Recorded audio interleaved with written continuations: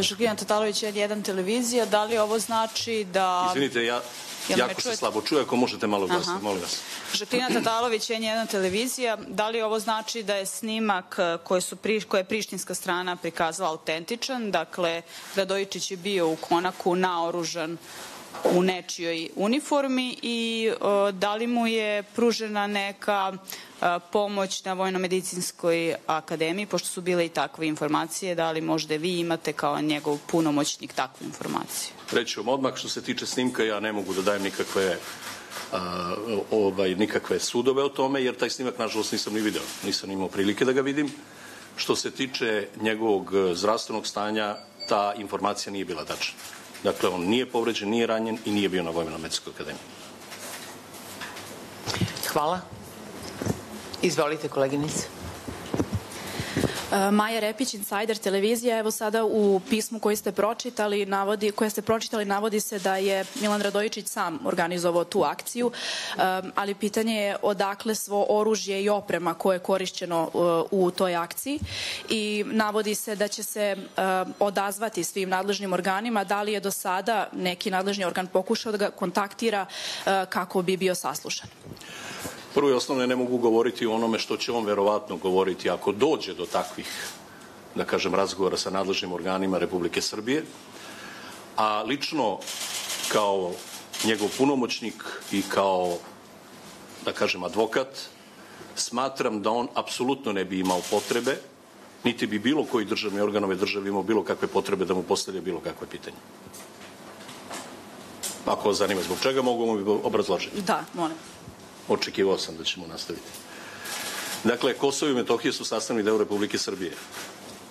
Kosovo i Metohija su u smislu odredbi rezolucije Saveta bezbednosti 1244 i u smislu te rezolucije u okviru države Republike Srbije.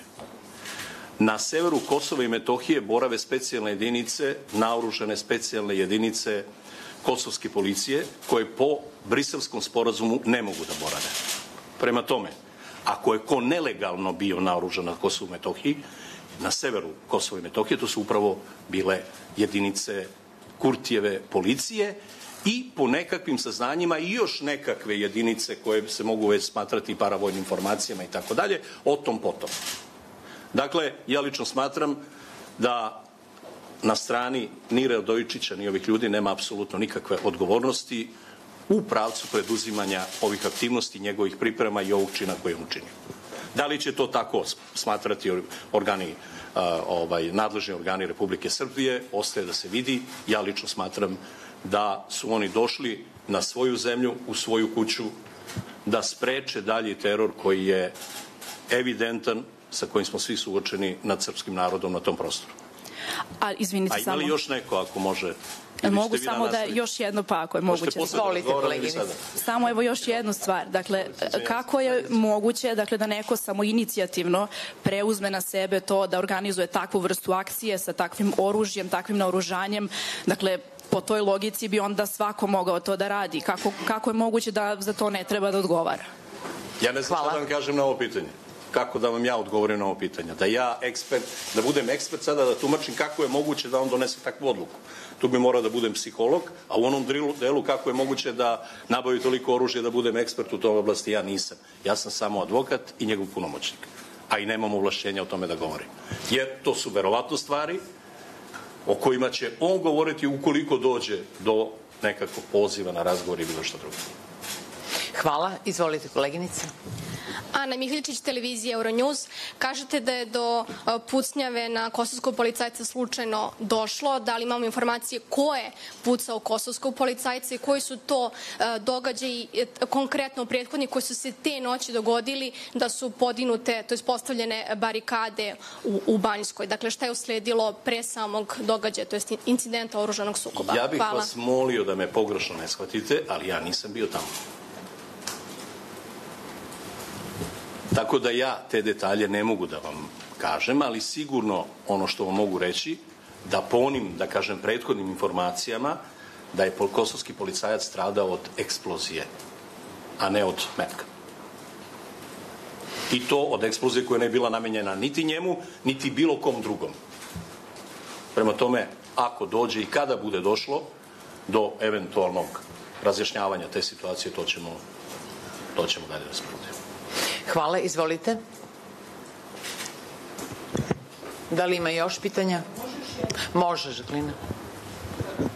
Pošto ste rekli da su otišli tamo, pošto je Kosovo, kako tvrdite, sastavni deo Srbije i da to po vama nije delo za koje treba da se odgovara, da li to znači da mislite da svako treba pravdu da preuzme u svoje ruke? Vidite, problem samoorganizovanja i problem preuzimanja pravde u svoje ruke nije dobar. I to se moramo složiti. To je jedna vrsta očajničkog poteza. I takvi potezi u istoriji, možemo da ih nabrajamo koliko god hoćete, uslede nakon neaktivnosti svih onih koji su zaduženi da održe nešto zbog čega su tamo. Ovo je pre svega upućeno KFOR-u i neispunjenju uloge KFOR-a koje ima, a to je zaštita srpskog naroda na severu Kosova i Metohije. Evropska unija, koja je garant primene briselskih sporazuma, nije preduzela ni jednu meru kojom bi naterala prištinske organe i prištinsku vlast da poštuje te briselske sporazume. Mi svi znamo šta je sadržina tih sporazuma. Mi svi znamo da specijalne jedinice, izuzev redovne policije na sever Kosova i Metohije, ne mogu ulaziti izuzev kada im KFOR da odobrenje i kada daju saglasnost predsednici opština na kojima se gore nalaze. To već duže vreme ne važi, jer je to jedna vrsta pravila, sve što se Srbima natura da se mora učiniti, za druge to ne znači da je tako. Dakle, ti dupli standardi su doveli do jednog jedne gotovo bezizlazne pozicije. Ja ću vam istorijski reći, vidite, 1804. godine, kada su beogradske dahije u Srbiji počele da hapse i ubijaju prvake Srba, šta se dogodilo? U nemogućnosti zaštite od strane u tom trenutku sultana kao vrhovnog vladara u smislu sankcionisanja dahija. Desio se ustanak. Desio se ustanak. Ovde je sultan samo ko. Prema tome, uporedite te situacije, a istorijski ih možemo nabrajati puno i onda će vam biti jasno kako je moguće ovo ili kako je moguće ono. Dobro, naravno da su najbolje, najbolje bi bilo da se sve rešava mirnim putem, ali videli ste i sami iz njegovog objašnjenja da tu postoje određene nesuglasice između njega i političkih predstavnika njegove liste na severu Kosmeta, kao i centralnih političkih vlasti ovde u Beogradu. On je smatrao da je to tako i ja tu ne mogu sada da govorim o njegovom razmišljenju, niti o onome kakav je misaoni proces kod njega bio prilikom donošenja te odluke. To bi bilo previše. I vaša eventualna odbrana zasnivaće se na ovim istorijskim činjenicama? Ja lično mislim da on nema apsolutno nikakvog razloga za odbranu. Eventualno. Za odbranu ima pravo srpski narod da razmišlja na tom prostoru, jer ovo što se događa dole, evo videli ste sada, pogledajte snimke šta rade tamo, da su borna kola ispred obdaništa i da je sve pod jednom pojačanom represijom uz opravdanje da je ovo što se gore dogodilo razlog za to. Razlog, svi znamo da nije to. Razlog je stalni napor prištinskih organa u nepoštovanju međunarodnih sporazuma, a u cilju etničkog čišćenja Srba. I to je jedino što se dešava. Izvolite, izvinite, nisam sprekinuo, nisam. Ne, kako ćete braniti, na čemu će se zasnivati vaša odbrana? Ja lično smatram da nemam razloga da ga branim. Eventualna odbrana. Ako bude eventualno došlo do toga, o tom potom. Hvala. Izvolite, koleginice. Dobar dan, Dragana Biberović, RTS. Gospodine Petronijeviću, da li možemo da čujemo još neke detalje osim ovog opšteg cilja koji ste pomenuli, pošto ste rekli i činjenicu da specijalna policija prosto nema šta da traži na severu Kosova. Da li je jedan od ciljeva te večeri bio možda zauzimanje specijalnih baza na severu ili konkretno šta je bio cilj te akcije? Izvinite, sem ovoga što je gospodin Radojičić napisao u ovom tekstu, ja nemam niti ikakvih ovlašćenja, niti nekakvih saznanja konkretnih da bih mogao da odgovorim na ovo vaše pitanje. Ovo što je ovde napisano, to je sve što ja mogu sada da na neki način zajedno sa vama tumačim. To ništa preko toga. Hvala. Hvala, gospodine Petronijeviću. Izvolite. Da li ima još pitanja? Izvolite. Jovana Radović, TV Informer. Za razliku od mnogih koji insistiraju da su Srbi kriminalci, ja mislim da su Milan Radojičić i poginuli Srbi junaci. Zašto se uopšte protiv njih i vodi postupak kada su oni borci za slobodu? Pa moram vam reći da se protiv njih ne vodi postupak. Ja nemam informacije da se vodi postupak. Ja nemam čak ni informacije da je pokrenut kakav postupak sem ovih postupaka u Prištini koji su vezani za obdukciju ovih poginulih, zatim razne smicalice koje se primenjuju dole, maltretiranje i porodica poginulih u predaji njihovih leševa i tako dalje. Ja ne znam da li znate da su u jednom trenutku zbog toga što jedan od poginulih nema bliže srodnike, izuzev dece, tražili da supruga dete od nekoliko godina dovodi da bi mu se uzimala analiza, odnosno uzimali uzorci za analizu DNK, da se potvrdi nešto što je evidentno. A to je da je supruga rekla da, to je moj muž. Znate, to su stvari koje su jako loše. Mislim da u ovoj situaciji treba insistirati na nekakvoj vrsti smirivanja, a u vašoj prvoj oceni, u prvoj rečenici se ja apsolutno slažem. Prema tome ja lično mislim da i nema mesta vođenju nikakvog postupka, a ukoliko do njega dođe, naravno mi ćemo reagovati. A šta se može uraditi da se zaštite porodice ubijenih? Pa nažalost vidite, ako mislite na porodice ovih, da, oni su svi dole na teritoriji Severnog Kosova i Metohije, mislim da bi morala i država i međunarodna zajednica, posebno KFOR, u tom smislu da se angažuje, jer ta situacija može da eskalira. Ovo je rovita situacija dole, jako. I nemojte misliti da je Milan Radojičić jedan Milan Radojičić. Mnogo Milana Radojičića ima dole. I da li će se dozvoliti da obdukciju urade naši stručnjaci? Vidite, i tu nije bilo razumevanja.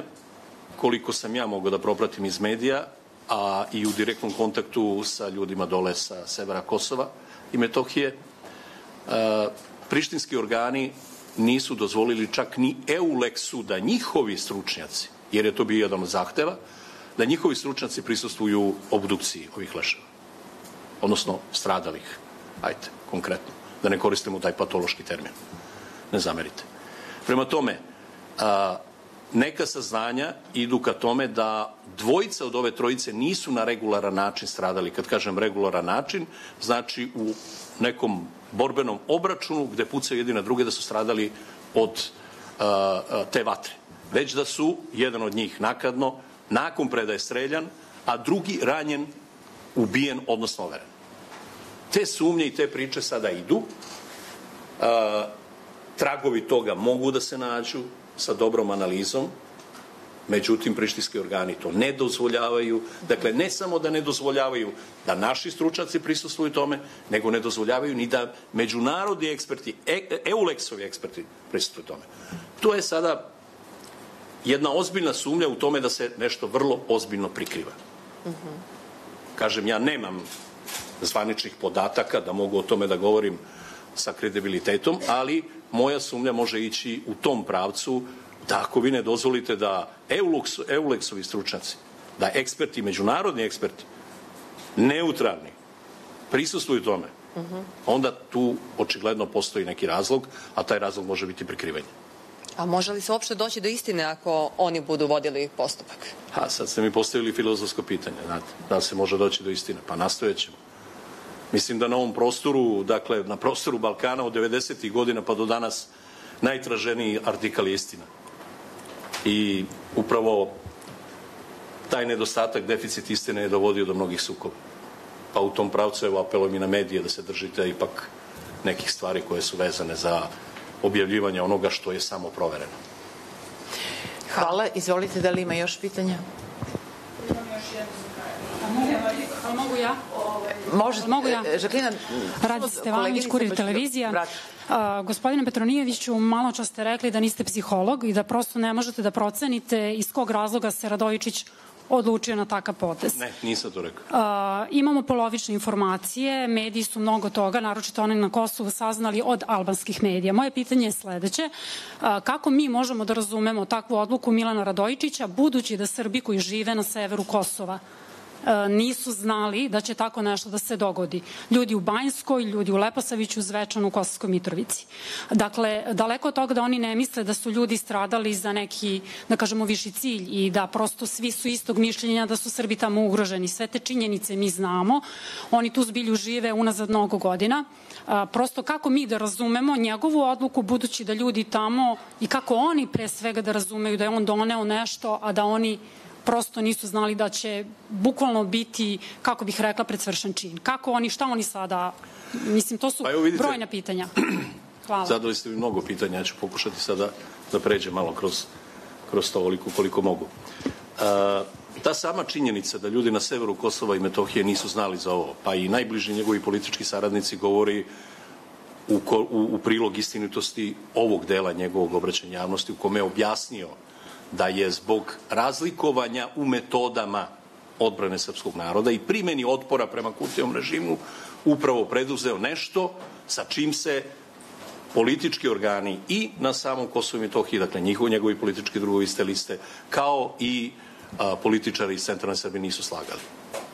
On je to jasno ovde rekao, ne znam da li ste razumeli iz ovoga što sam pročitao, ali po meni ne postoji ni jedan drugi motiv, već jedna vrsta iznuđenog poteza koji je on preduzeo na svoju ruku, da li dobro ili ne, to će pokazati vreme.